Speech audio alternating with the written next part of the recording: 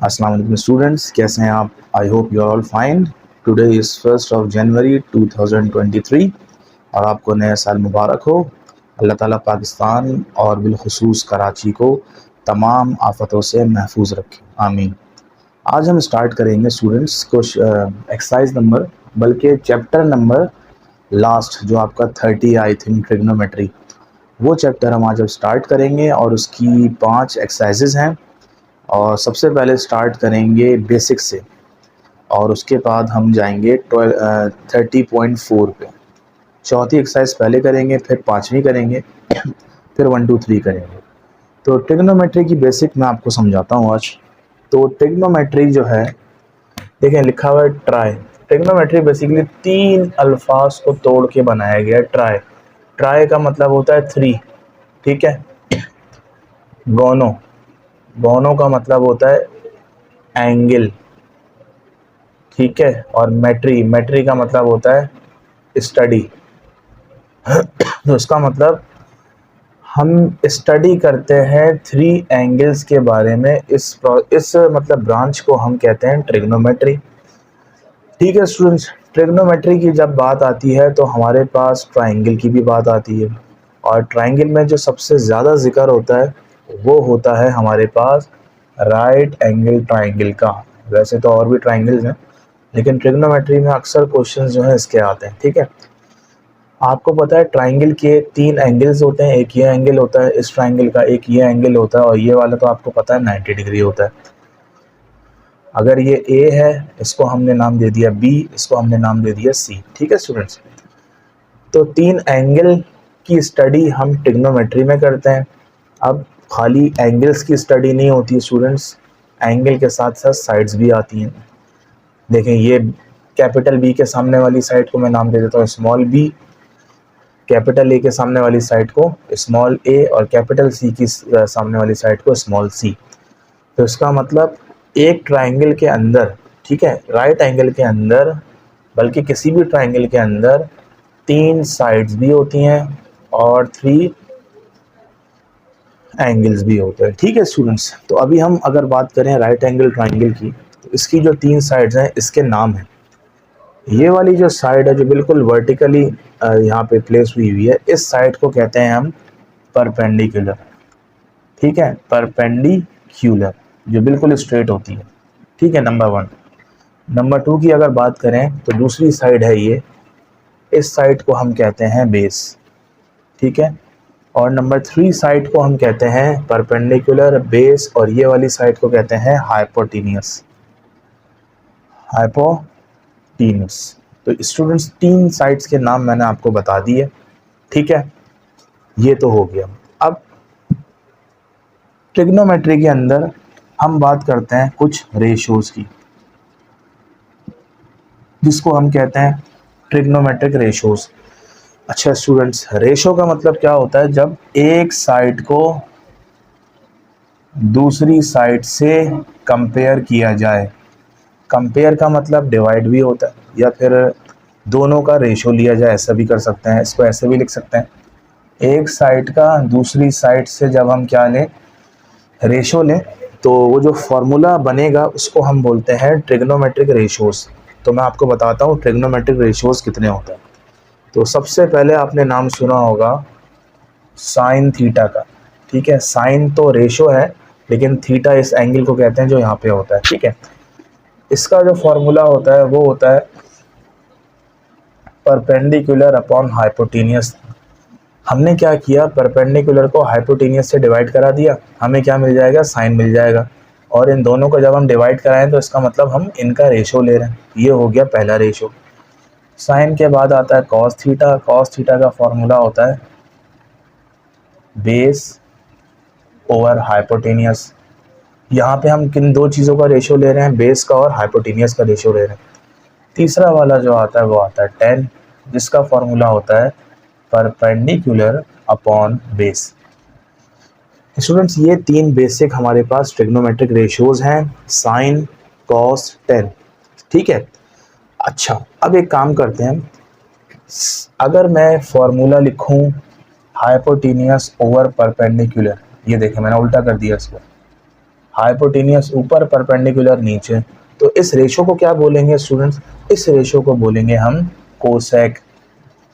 ठीक है, क्या बोलेंगे? कोसेक। तो क्या पता चला? साइन और कोसेक एक दूसरे के इन्वर्स हैं, एक दूसरे के रेसिप्रोकल हैं। ठीक है, अगर मैं इस हाइपोटेनियस को ऊपर ले जाऊं और बेस को मैं नीचे कर दूं, इस रेशो को क्या बोलूँगा मैं? इस रेशो को बोलूँगा मैं सेक। ठीक है, तो क्या पता चला? कॉस और सेक क्या है? एक दूसरे के रेसिप्रोकल है। और आखिर में मैं इस बेस को ऊपर ले जाऊं और परपेंडिकुलर को मैं डिनोमिनेटर में लिख दूं, तो मुझे जो रेशो मिलेगा उसको मैं बोलूँगा, क्या बोलूँगा स्टूडेंट्स? कॉट। तो पता चला 10 का इन्वर्स क्या है? कॉट है। तो यहाँ से एक बात तो क्लियर हो गई, ये टोटल 3 रेशो थे, मैंने इनके इन्वर्स भी निकाल के बता दिया आपको। तो टोटल कितने हो गए? 6 रेशोज हो गए। साइन का इन्वर्स कॉसेक, कॉस का इन्वर्स सेक, टेन का इन्वर्स कॉट। अब मैं इनका अलग से ना आपको फॉर्मूले लिख के दिखाता हूँ इसके। अब देखें आप, हेडिंग आएगी इन्वर्स। इन्वर्स के फॉर्मूले देखिए जो कि यूज़ होंगे आपके। सबसे पहला फॉर्मूला, साइन थीटा किसका इन्वर्स होता है स्टूडेंट्स? कोसेक थीटा का। तो ये अपॉन में आ गया। अच्छा, आप इसको उल्टा भी कर सकते हैं, कोसेक थीटा किसका रेसिप्रोकल होता है? साइन थीटा का। ऐसा भी कर सकते हैं आप। अच्छा, दूसरा कॉस थीटा, ये किसका रेसिप्रोकल होता है? 1 अपॉन सेक थीटा। इसको भी आप क्या लिख सकते हैं? Sec theta is equals to 1 upon cos theta, ऐसा हो सकता है बिल्कुल। और tan theta is equals to 1 upon cot theta. तो हमारे पास कितने इन्वर्स के फॉर्मूले आ गए? 3 आ गए। 3 आप खुद बना लें, चले मैं बना के दिखा देता हूँ। इसको उल्टा कर दें तो ये हो जाएगा cosec theta is equals to 1 upon sine theta. इसको इन्वर्स करें, ये हो जाएगा sec theta is equals to 1 upon cos theta. Theta इसलिए लगा रहे हैं क्योंकि एंगल के रेफरेंस से हम रेशो लेते हैं। और आखिर में हम 10 का इन्वर्स क्या होता है? कॉट। तो कॉट का इन्वर्स क्या होगा? वही लाजमी सी बात है, 10 होगा। तो ये हमारे पास कितने फार्मूलेज आ गए? फार्मूलाज आ गए इन्वर्स के 6 फार्मूलाज आ गए। इसको आप याद करिएगा, 1 2 3 4 5 6। अच्छा, ये क्या थे स्टूडेंट्स? ये जो 6 थे ना, ये थे रेशो। यहाँ मैं लिख देता हूँ, हेडिंग डाल देता हूँ, रेशोज। तो आपने क्या देखा? रेशोज के मैंने 6 फार्मूला लिखे और इन्वर्स के मैंने 6 फार्मूलाज लिखे। तो इसका आप स्क्रीनशॉट ले लें। अब मैं आपको एक्चुअल में जो फार्मूलाज हैं वो यूज़ जो हो रहे हैं वो बताता हूँ। ये इन्वर्स थे, वैसे तो ये फार्मूले ही हैं, लेकिन इनको नाम दिया इन्वर्स का। ये रेशो है। रेशो का मतलब जब एक साइड को दूसरी साइड से कंपेयर कराते हैं। अब मैं बताऊंगा आपको फार्मूलाज। अब देखिए स्टूडेंट्स, फार्मूला जो है सबसे पहला जो यूज़ हो सकता है आपकी एक्सरसाइज में वो है टेन थीटा का। ये आपको याद करना पड़ेगा। टेन थीटा का फॉर्मूला होता है sine theta upon cos theta. ठीक है स्टूडेंट्स, ये याद कर लें। Tan theta is equals to sine theta over cos theta. अच्छा, आपको पता है ना टेन का रेसिप्रोकल क्या होता है? कॉट होता है। तो कॉट थीटा का फॉर्मूला क्या होगा? इसको उल्टा कर दें बस। ये हो जाएगा cos theta is equals to, sorry, cos theta divided by sine theta. तो स्टूडेंट्स, ये हमारे पास 2 फार्मूले आ गए। है तो एक ही, लेकिन हमने इसका इन्वर्स ले लिया, दूसरा फार्मूला बन गया। ये आ गई आपकी बात समझ में इतनी स्टूडेंट्स? अच्छा जी, एक और फार्मूला है जिसको हम आइडेंटिटी भी कहते हैं, वो मैं ड्राइव करके बताऊंगा आगे। तो यहाँ लिख लें, वो है 1 plus tan square theta is equals to sec square theta. देखा स्टूडेंट्स आपने? 1 plus tan square theta is equals to sec square theta. बाकी के फॉर्मूले मैं आपको बताता हूँ कौन से यूज़ हुए। 2 फॉर्मूलेस, 2 आइडेंटिटीज़ और हैं इसमें। अच्छा जी, एक है 1 plus cot square theta is equals to cosec square theta. ठीक है स्टूडेंट्स, ये याद करना पड़ेगा आपको। और लास्ट में जो फॉर्मूला यूज़ हो रहा है वो है आपका sign square theta plus cos square theta बराबर है 1 के। ये फॉर्मूला हो गया। ठीक है स्टूडेंट्स, ये होगा बस, और तो नहीं है। बस ये देखें बेसिक फार्मूलाज हैं जो मैंने आपको बता दिए।